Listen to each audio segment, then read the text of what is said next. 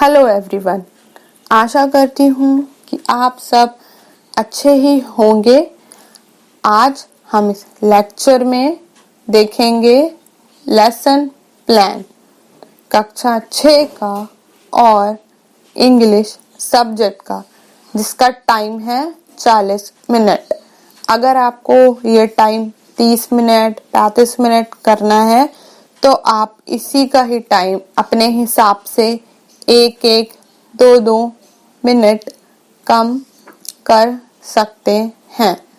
अब वीडियो शुरू करने से पहले जल्दी से सब्सक्राइब बटन दबा दें, आगे दिया गया घंटी वाला बटन बेल आइकन दबा दें और जो भी सब्जेक्ट का, किसी भी बुक का, किसी भी क्लास का अगर आपको लेसन प्लान चाहिए है जो कि मेरे चैनल पर नहीं है तो उसको नीचे कमेंट बॉक्स में लिख दें।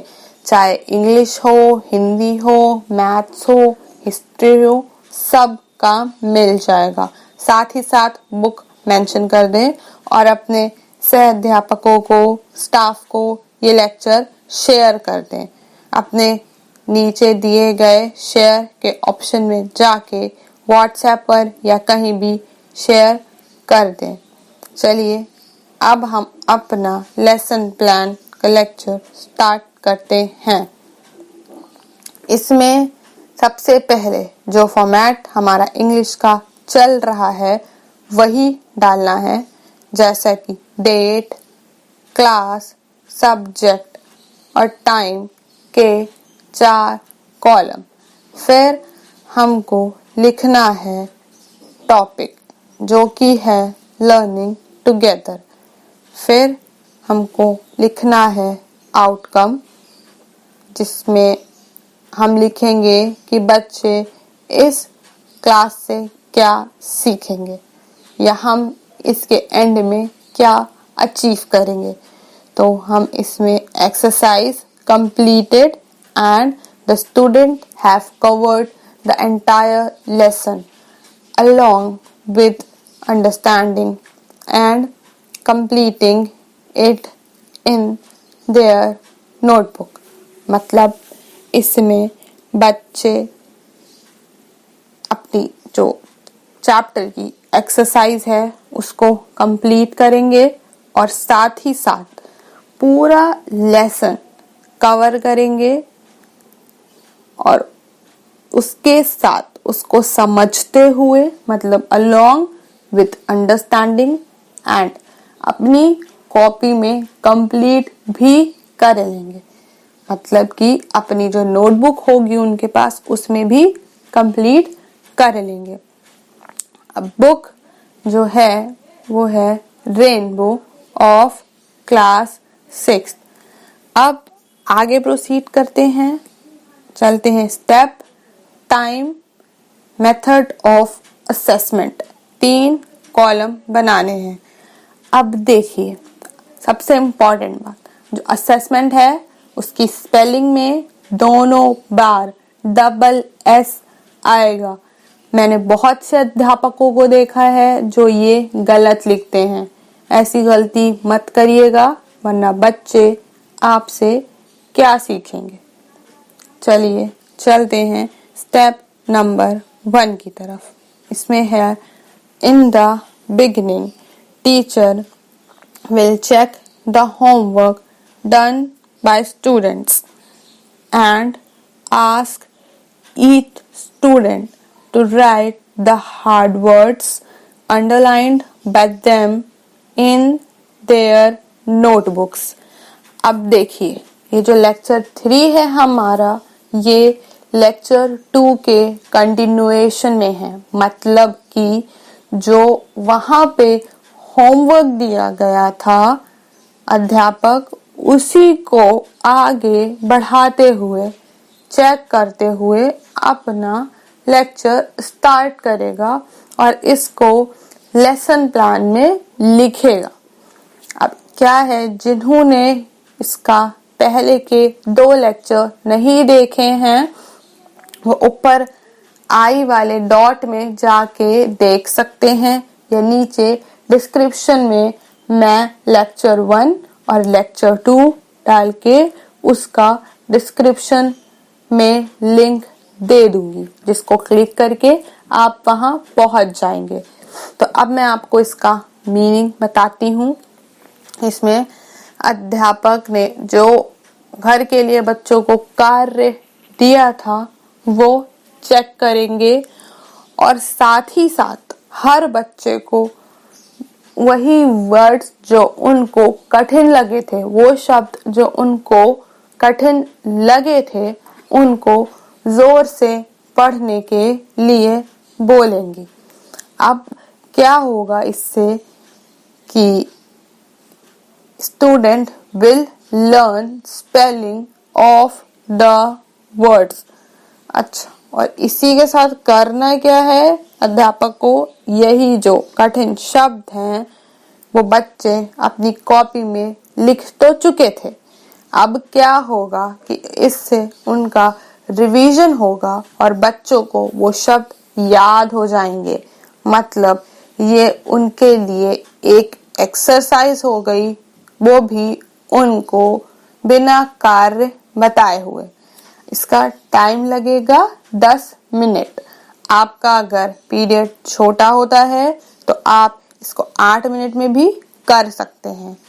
अब हम चलते हैं स्टेप नंबर 2 की तरफ, जिसमें लिखा है the teacher will write the word meaning on the board and explain to the students.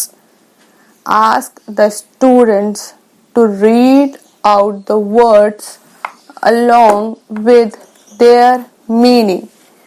वो भी 2 times each. इसको लिखना मत भूलिएगा, याद से लिखिएगा।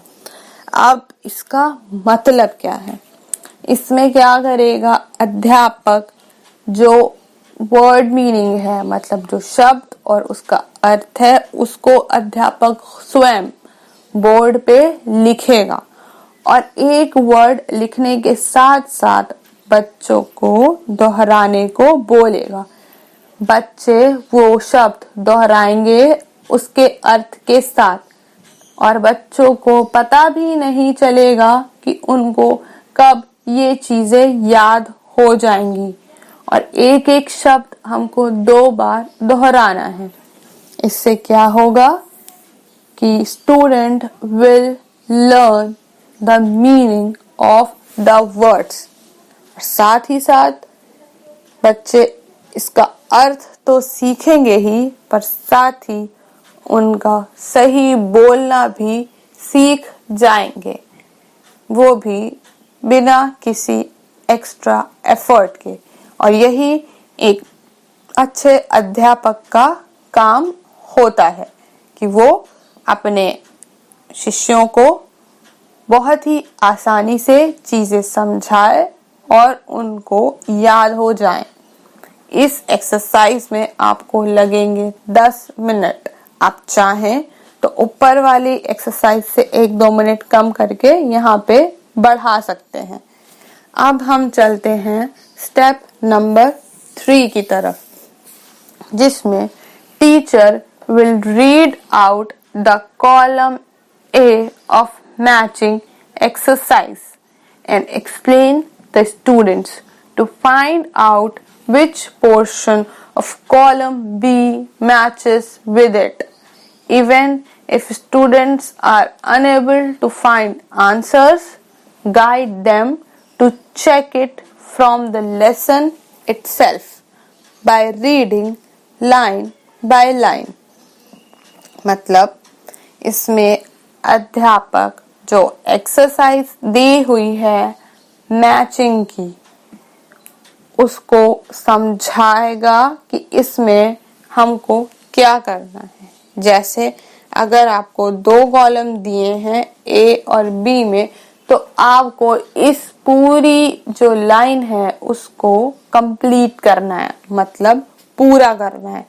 अब अगर कुछ बच्चे इसका अर्थ समझ के इसको कंप्लीट करते हैं तो बहुत बेहतर है। बच्चों के अंदर ये सेंस डेवलप होगा कि वो कैसे अपनी एक्सरसाइज कंप्लीट करते हैं और इस पोयम का अर्थ क्या है ये भी उनका रिवीजन होगा। पर क्योंकि सब बच्चे एक जैसे नहीं होते तो कुछ बच्चे ऐसे भी होंगे जिनको ये चीजें नहीं ध्यान होंगी या नहीं समझ आएंगी। तो आपको क्या करना है, उनको बताना है कि वो पेज पलट के लर्निंग टुगेदर वाला पेज मतलब पेज नंबर 11 पे जाएंगे और वो लाइन ढूंढेंगे जो ए में लिखी है और देखेंगे कि वो बी के आगे वाली कौन सी लाइन उसको कंप्लीट करेगी।